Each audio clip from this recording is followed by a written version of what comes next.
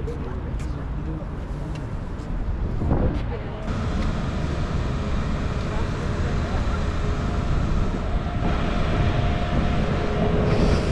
course, we all remember when Notre Dame caught fire, but it's good to see that they're making a lot of progress on it. I think they'll have the renovations complete before the Olympics.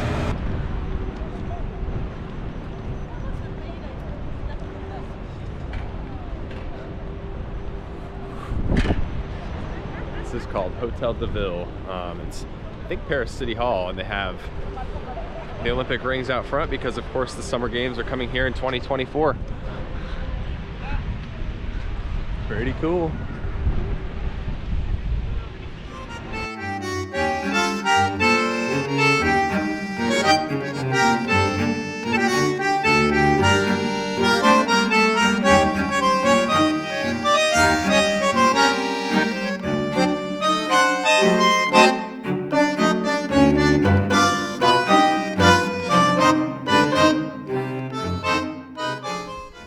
Left lunch at the Enfants Rouge market, where we had some juice and some quiche, and now we're walking to the Place des Vosges, which is the oldest planned square in Paris.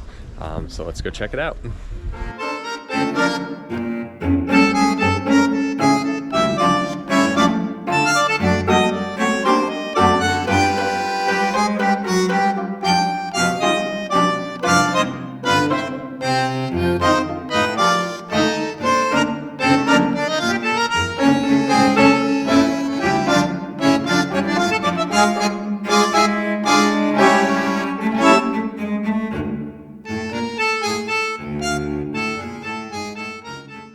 After a much-needed lunch at the Enfants Rouge market and a rest at the Place des Vosges, we walked through Paris's 3rd arrondissement, known for the Marais Neighborhood, full of color, shops, and restaurants.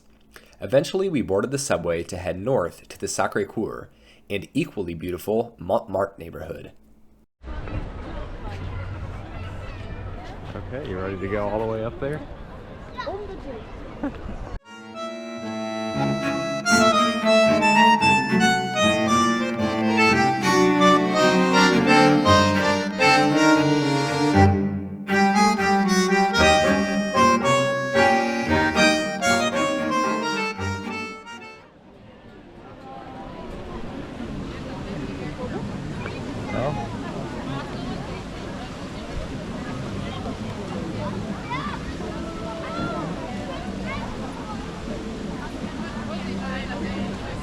How you doing after climbing up all those steps down there? Not good. Still some more to go.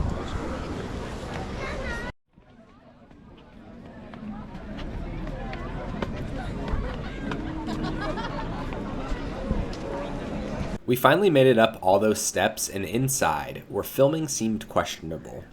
The domes were quite impressive, but overall I found the building more striking from the outside.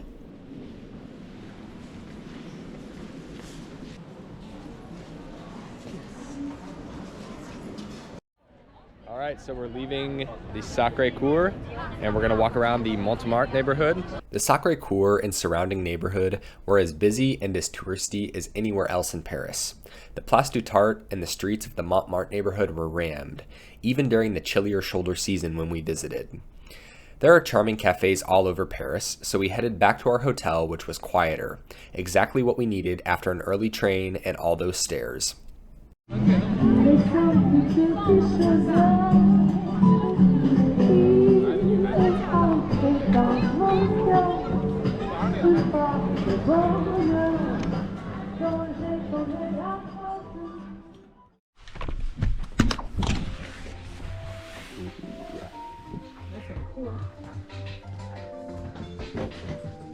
We stayed at the Dame des Arts Hotel, not far from Notre Dame.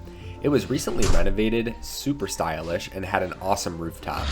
They also had rooms with Eiffel Tower views, which we paid up for. Oh, sick. Look at that.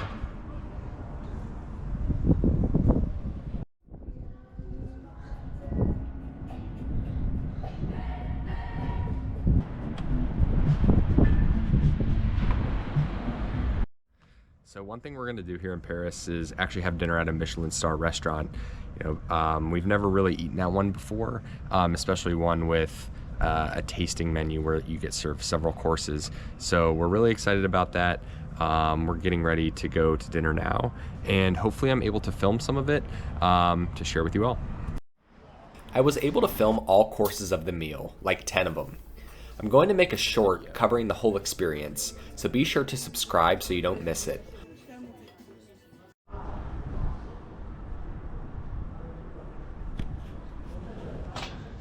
Not sure how clear the Eiffel Tower is coming through on camera, but we just got back from our dinner at ASPIC, the one Michelin star restaurant here in Paris, and we really enjoyed it. It was really nice to just have the meal brought to you and not have to think about ordering, and we liked almost everything we tried, so I'm going to put together a little bit of a snapshot of what we ate, and check them out if you're in town.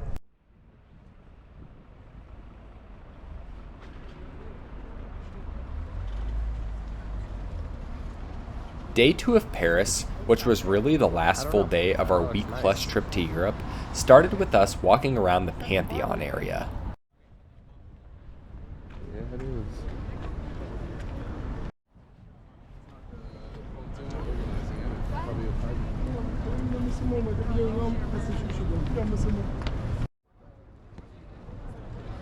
Imagine, that would be like some... So apparently the Pantheon is closed for a private event today. We also walked over to the Saint Chapel this morning, which was sold out. So a reminder to book your tickets in advance if you want to see some of these places. We knew better and always booked busy attractions in advance, but life snuck up on us and it slipped our mind. Instead, we walked into the Church of Saint Etienne du Mont. I often joke that once you've seen one church, you've seen them all. But it's important to remind yourself that these places were built 400 years ago, before power tools and heavy equipment. This one's a little different.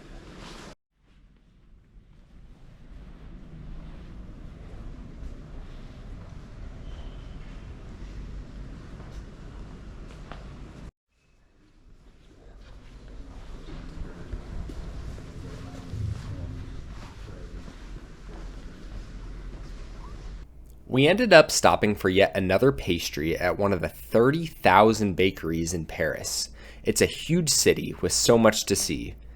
We had just limited time, so opted to take advantage of a hop-on, hop-off bus to maximize our Paris experience.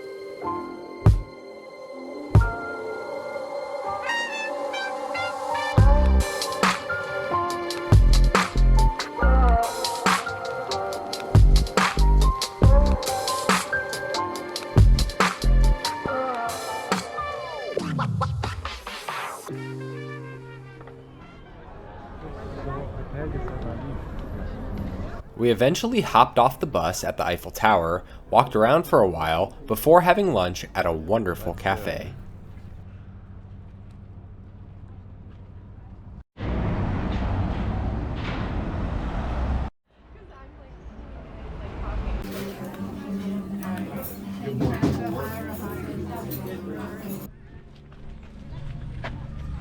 After lunch, it was through the Champs Elysees, past the Eiffel Tower yet again, into another bakery for macaroons, and onward to the Rodin Museum.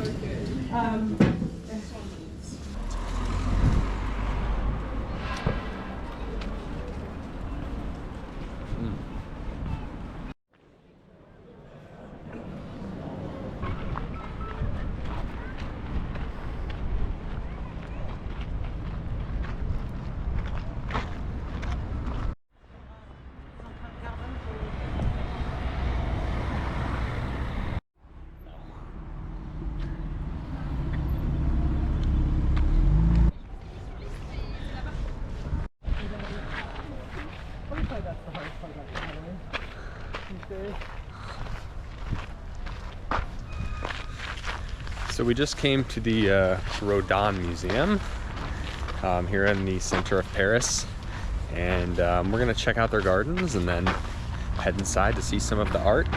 It's a beautiful day. This is probably the nicest day we've had on the trip. So we've been out and about walking around the whole day and taking in the sun.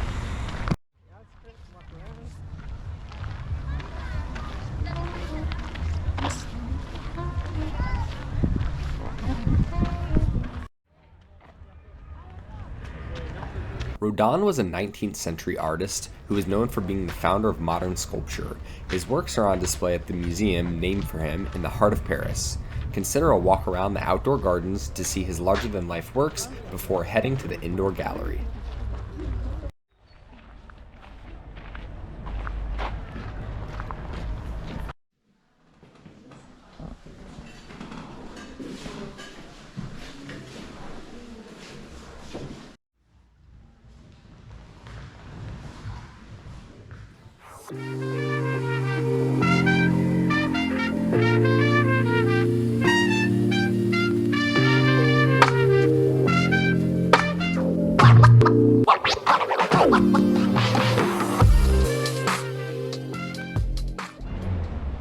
We're wrapping up our final night of the trip, unfortunately.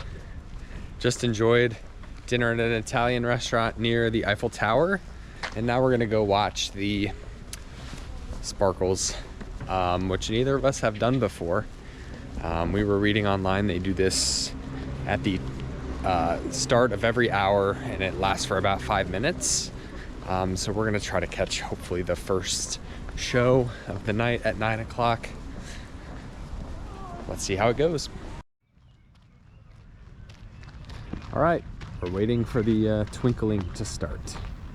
The Eiffel Tower at night is a bucket list item for many, and it was awesome. I highly recommend checking it out for yourself. Paris is one of those cities you can visit over and over again and never run out of things to see or do. Please consider liking the video and subscribing. I have some YouTube shorts of other Paris content dropping on my channel in the next few weeks, and tons of more content lined up. Thanks for watching, and I hope to see you soon.